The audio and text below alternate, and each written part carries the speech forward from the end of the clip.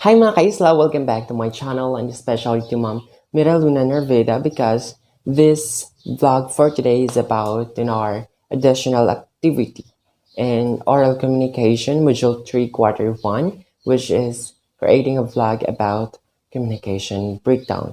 So this content for today is about communication breakdown.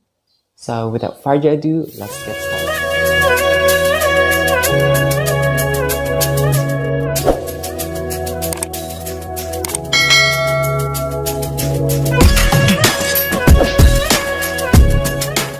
But before we proceed to our topic, what comes in your mind when you hear the word communication breakdown?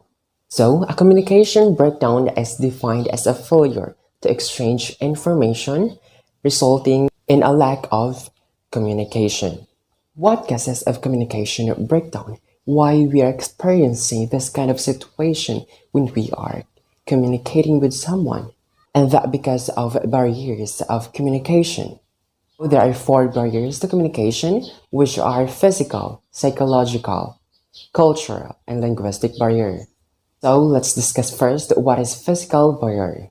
Physical barriers are the natural or environmental condition that act as a barrier in communication and sending the message from sender to receiver. So the example of this are 1. People talking too loud. 2. Noise from a construction site. 3. Loud sound of a karaoke. And the last one is blaring of jeepney horns. So the second one is psychological barriers are called as mental barriers.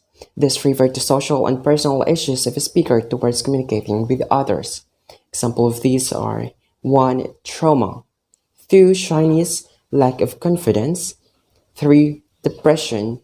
4. Fear and stage fright. And the third one is cultural barriers, pertaining to communication problems encountered by people regarding their intrinsic values, beliefs, and traditions in conflict with others. People's culture affect the way they communicate and relate to others. Example of these are 1. Different beliefs. 2. Tradition and costumes.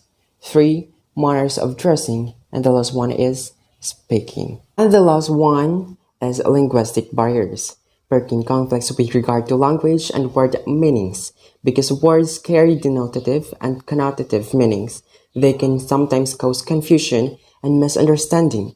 Meaning of words and symbols also vary depending on culture. Example of this: 1. Difference in language. 3. Or 2 rather. 2. Accent and dialect. 3. Use of jargon and slang. And the last one is speech defects or language impairment. Verderber 1991 gives a similar idea of barrier when he classifies noise or a barrier into three kinds, which is external, internal, and semantic noise. External noises are the sight, sound, and other stimuli that draw people's attention away from intended meaning. Example of these are 1. Noise from vehicles. 2. Singing at the neighborhood. 3. Visual aids in front of the classroom. 4. The dog barking. And the last one is the sound of airplane. Number 2 is external noises are the thoughts and feelings that interfere with meaning. Example of these are 1. The confrontation with a friend. 2. Fear of speaking in front of the class. 3 is racial prejudice. And the last one is semantic noises, are the alternate meanings are aroused by a speaker's symbols. This idea means that a word may have another meaning in the minds of the students. This is affected by the language in which they grew and the culture in which they are exposed. Example number 1 is incorrect grammar. 2. Using excessive technical jargon. And the last one is using idiomatic expressions.